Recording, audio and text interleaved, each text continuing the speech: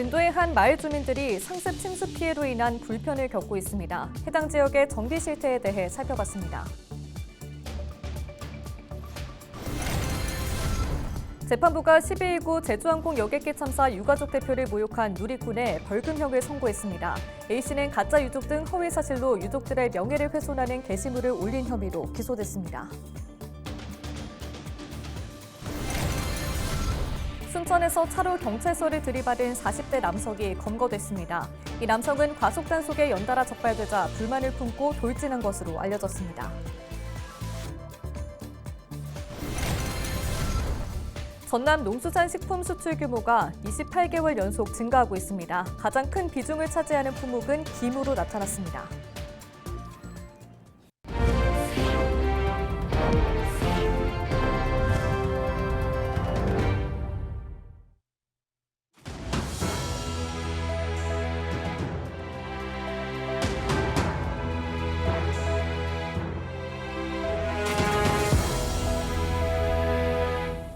시청자 여러분 안녕하십니까? 헬로티비 뉴스입니다. 법원이 제주항공 여객기 참사 유가족에 대해 허위 비방 댓글을 단 누리꾼에 벌금형을 선고했습니다. 광주지법 형사 2단독은 24일 정보통신망법 위반 혐의로 기소된 A씨에 대해 유가족에 대해 악의적으로 명예훼손을 하고 참사 피해자에 대한 모독한 점 벌금 3천만 원을 선고했다고 설명했습니다. A씨는 지난해 발생한 제주항공 여객기 참사 직후 유가족 대표가 특정 정치인의 지시를 받았다는 등 허위 사실을 인터넷 기사 댓글에 게시한 혐의로 기소됐습니다. 순천 경찰이 과속 단속 카메라에 적발된 데 불만을 품어 차를 운전해 경찰서로 돌진한 40대 남성에 대해 구속영장을 신청했습니다. A씨는 지난 23일 저녁 8시 23분쯤 자신의 SUV 차량을 몰고 경찰서 건물로 돌진해 특수 건조물 침입 등 혐의를 받고 있습니다. 당시 A씨의 차량은 현관 유리창을 뚫고 건물 내부 벽면을 들이받은 뒤 멈춰섰으며 다행히 인명피해는 없었습니다. A씨는 과속단속 카메라에 연달아 적발돼 화가 났다고 진술한 것으로 알려진 가운데 지난 2021년부터 36차례, 올해 들어 10차례 이상 과속단속에 적발된 것으로 전해졌습니다. 장마가 시작되면 침수 피해를 입은 지역 주민들의 불안이 커지기 마련입니다. 지난해 침수 피해를 입은 진도군의 한 마을에서는 당시 주민들이 배수로 정비 미흡을 피해의 원인으로 지목했는데요. 1년이 지난 지금은 어떨까요? 장혜원 기자가 현장을 취재했습니다. 주택 안으로 들이닥친 흙탕물. 주민들은 바가지를 들고 물을 퍼냅니다. 수마가 핥히고 간 보금자리는 진흙으로 범벅이 됐습니다. 지난해 여름 전남 진도군 송군마을에는 시간당 100mm 넘는 폭우가 쏟아져 7가구가 침수 피해를 입었습니다. 그러니까 작년에 너무 피해를 많이 입어가지고 뭐라고 그 심정이 뭐라고 말할 수 없이 그냥 온 세간살이는 다 나가게 되고. 당시 주민들이 침수 원인으로 지목한 건 마을 상류에 설치된 배수로. 산에서 내려오는 물길을 옆으로 유도해 마을로 흐르지 않게 하는 구조물인데 배수로가 흙과 나무가지에 막혀 빗물이 주택가로 밀려 들어온다고 주장했습니다. 1년이 지난 지금은 어떨까? 주민들이 침수 피해 원인으로 지목한 산지 배수로입니다. 보시는 것처럼 1년 전과 다를 게 없이 이렇게 산지 배수로는 방치되어 있습니다. 주민들은 지난해부터 군청에 이야기를 했지만 조치가 없었다며 아쉬움을 토로합니다. 올해도 진짜 될 수 있는 대로 배수로고 주위를 치우려고도 하는데 좀 상당히 군에서 이 배수로 지금 한 80m 되는 데를 해주시면은 이제 어느 정도 해결이 될 것 같은데 지금까지 안 이루어지고 있거든요. 하지만 진도군이 해당 사실을 인지한 건 불과 2달 전. 지난 4월 마을 이장의 주민 건의서가 들어오면서부터입니다. 주민 건의서가 들어오기 전까지는 해당 민원에 대해 몰랐던 겁니다. 진도군은 현재 배수로 145m 구간을 8월 안으로 정비를 완료하겠다고 밝혔습니다. 주민들 의견 들어서 급한 데부터 하기는 이제 조치 완료했습니다. 했고 최근에 이제 마을에서 더 추가로 마을 상류부에 좀 사업이 건의가 들어왔습니다. 4월 달에. 그래서 그건 지금 설계 중에 있고 곧 조치할 예정입니다. 진도구는 올해 재해 예방 예산으로 95억 원 규모의 정비 사업을 추진하고 있는 상황. 장마와 태풍이 예보된 만큼 주민들이 안심할 수 있도록 발빠른 대처가 시급합니다. 헬로티비 뉴스 장혜원입니다. 전남의 농수산식품 수출 규모가 28개월 연속 증가하고 있는 것으로 나타났습니다. 전남도 조사 결과 지난 5월 말 기준 올해 농수산식품 수출액은 3억 5천여만 달러로 지난해 같은 기간보다 12% 증가했으며 전국 평균 증가율 8%보다 높게 집계됐습니다. 품목별로 보면 김이 1억 7천여 달러로 지난 전체 수출액의 약 50%를 차지해 가장 높았고 이 밖에 쌀과 오리털, 전복 등이 주요 수출 품목으로 꼽혔습니다. 전남도는 시장 다변화와 맞춤형 수출 지원 정책을 통해 지역 농수산업의 수익성을 높여갈 계획입니다. 아동보호시설이나 위탁가정의 보호가 종료돼 홀로서기에 나선 18살 이상의 청년을 자립준비 청년이라고 하는데요. 이들의 안타까운 죽음이 반복되고 있습니다. 지난 4월에도 자립준비 청년이 스스로 생을 마감했는데요.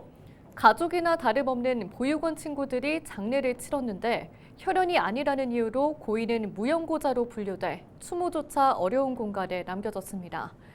친구들은 우리가 가족인데 왜 무연고냐며 고인을 애도할 수 있게 해달라고 호소하고 있습니다. 손성혜 기자가 취재했습니다. 지난 4월 28일 자립준비 청년 진희 씨가 숨진 채 발견됐습니다. 은평구에 있는 보호시설에서 18회 퇴소해 혼자 살다 스스로 세상을 등졌습니다. 이제 겨우 26이었습니다. 진희 씨의 죽음을 가장 먼저 한 건 보호시설에서 함께 자란 친구들이었습니다. 꿈나무 마을에서 같이 살았죠. 같은 학교 나오고 2학 문자를 이제 제대로 보내진 애한테는 애가 그걸 보고 이제 간 거죠. 경찰서에 신고를 한 거죠. 그래서 이제 죽어 있었던 거죠. 들은 얘기로는 그 현이 그 통장 비밀번호라 이런 것들. 친구들은 가족 대신 진희 씨의 장례를 치렀습니다. 유골함을 안치할 납골당도 알아봤습니다. 하지만 장례 후 고인의 유골함을 인계받을 수 없었습니다. 무연고자로 행정 처리됐기 때문입니다. 이미 무연고 처리를 행정적으로 끝내서 안 된다고 하는 거. 현행법은 부모와 자녀, 배우자, 형제자매 등 직계가족만을 연고자로 규정하고 있습니다. 보호기관의 장이 연고자가 될 수도 있지만 시설에서 이미 퇴소한 자립준비 청년은 해당되지 않습니다. 시설에서 생활을 하고 계신 분이라고 하면은 그 시설의 장이 연고자가 되실 수가 있는데, 근데 시설을 퇴소하게 되는 경우 그분을 연고자라고 볼 수는 없겠죠. 고인의 유골함은 결국 지자체가 운영하는 무연고자 봉안시설에 안치됐습니다. 무연고자 봉안시설은 보관을 위한 공간이기 때문에 일반 추모시설과 달리 방문이 제한됩니다. 5년 동안 연고자가 나타나지 않으면 무연고자의 유골은 상골 처리됩니다. 친구들은 진희 씨를 홀로 무연고자로 남겨둘 수 없다며 일반 추모시설에 안치할 수 있게 해달라고 호소하고 있습니다. 무연고는 따로 이제 관계자들만 가는 그 캐비넷 같은 그 볼 수 없는 데가 있거든요. 거기에 따로 안치하더라고요. 아무것도 아닌 존재인 거잖아요. 이 친구는 혼자 있어야 되는 거잖아요. 무연고실에 아무런 이름 없이. 가정의 울타리가 아닌 보호시설에서 자란 자립준비 청년들에게 시설은 집이고 또래 동기들은 가족이나 다름없습니다.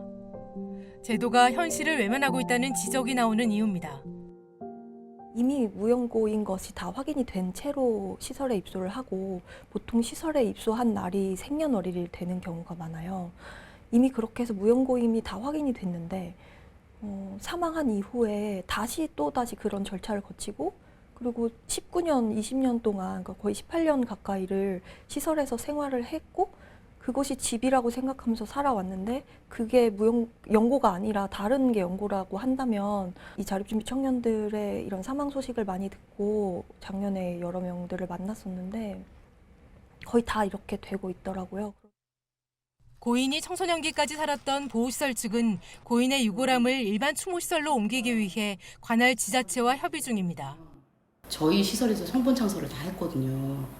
혹시나 나도 나중에 라는 생각을 지금 너무나 많이 하고 있는 상황이고, 저희 입장에서는 간 친구도 그렇고 남아있는 친구들도 그런 마음이 들지 않았으면 좋겠다라는 생각 때문에 시설에서 연고자로 해서 그 아이를 데리고 나오고 싶다라고 지금 계속 시랑 조율 중에 있는 입장인 거고요. 삶을 마친 뒤에도 무연고로 남는 현실 앞에서 자립준비 청년들은 또 한 번 상실을 겪습니다. 헬로티비 뉴스 손성혜입니다. 네, 앞서 보육원에서 자란 한 청년이 숨지자 친구들이 장례를 치렀지만 고인은 무연고 사망자로 분류돼 제대로 된 추모조차 어렵게 됐다는 사연 보셨는데요. 사망자의 친구나 지인도 연고자로 인정받을 수 있는 법적 근거가 마련돼 있었습니다. 손성혜 기자가 계속해서 전해드립니다. 자립준비 청년 진희 씨가 세상을 떠난 건 지난 4월 말. 고인에게는 보육원에서 함께 자란 친구들이 있었습니다. 친구들은 십시일반 돈을 모아 진희 씨의 장례를 치렀습니다. 진희 씨의 마지막 길이 외롭지 않게 지켜주고 싶었습니다. 하지만 고인은 무연고 사망자로 분류됐습니다. 동기들이 모여서 공동 상주로 아이의 장례를 치르고, 그다음에 이제 뭐 납골함도 사고 다 모든 과정을 거쳤는데, 맨 마지막에 이제 납골당으로 안치하는 과정에서 무연고장 처리가 되다 보니 사설 납골당으로 갈 수도 없고, 정해져 있는 이제 시립 추모공원 안에 무연고 납골당에다가 아이를 안치를 해야 된다, 친구를 안치를 해야 된다는 걸 알게 됐고, 그렇게 안치할 경우는 5년 동안 친구를 볼 수 없다. 현행 장사법에는 직계 혈족뿐만 아니라 시신이나 유골을 사실상 관리하는 자도 연고자에 포함된다고 명시되어 있습니다. 친구분들이 장례 비용을 다 돈 들여가지고 했다고 했잖아요. 만약에 서울시였으면 이분들이 암흑에 따른 연고자로 인정받아서 연고자로서 장례를 다 했을 거예요. 연고자로 장례를 다 했기 때문에 고인은 무연고 사망자가 되지도 않을 거고, 이후에 유골의 봉안이나 그 향후 거치 같은 것들도 연고자분들이 정할 수 있죠. 친구나 지인도 장례를 주관하고 경우에 따라서 봉안 방식도 선택할 수 있는 겁니다. 현재 고인이 18살까지 살았던 보육원 측은 해당 지자체에 연고자 인정을 요청한 상태입니다. 가족과 연이 끊겨 보육원에서 자란 자립준비 청년이 사망한 경우 시설의 장을 연고자로 인정해야 한다는 목소리가 나옵니다. 그러니까 사목이 저는 그 사망하기 전에라고 해석하는 것을 과거 성장했던 경험까지도 다 포괄해야 되는 것이 아닐까라고 생각을 하는데, 이게 해석하는 사람마다 달리 해석을 하는 것 같아요. 시설로 이게 줄이 닿아서 연결이 된다면 시설에서 그 친구가 가는 길을 잘 마무리할 수 있도록 할 수 있는 것들을 좀 열어주면 가는 친구들도 덜 외롭고 보내는 친구들도 마음이 좀 낫지 않을까, 뭐 이런 생각이 좀 있어요. 고인에게는 가족 대신 공동체 생활을 함께한 이들이 있었지만 죽음 이후 그 관계마저 끊어진 상황입니다. 이 친구는 혼자 있어야 되는 거잖아요. 무연고실에. 아무런 이름 없이. 사망자의 최소한의 존엄성을 지켜주고 남아있는 이들이 고인을 애도할 수 있도록 제도적 여건 마련에 대한 고민이 필요해 보입니다. 헬로티비 뉴스 손성희입니다.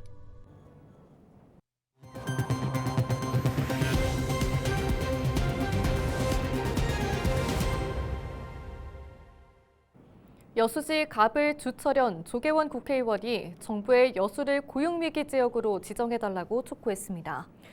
도 의원은 24일 국회에서 긴급 기자회견을 열고 석유화학 산업의 불황이 장기화되면서 주요 생산업체가 가동을 중단하고 수출과 고용이 급감했지만 정부가 여수의 고용 위기를 정량적 지표만으로 판단해 고용 붕괴 현실을 외면하고 있다고 지적했습니다. 그러면서 지난 2018년 군산과 창원의 사례를 들며 정량 요건을 충족하지 않았지만 구조조정 우려 등을 근거로 선제 지정한 경우가 있었다며 여수시를 반드시 고용 위기 지역으로 지정해야 한다고 강조했습니다. 이상으로 뉴스를 마칩니다. 시청해주신 여러분 고맙습니다.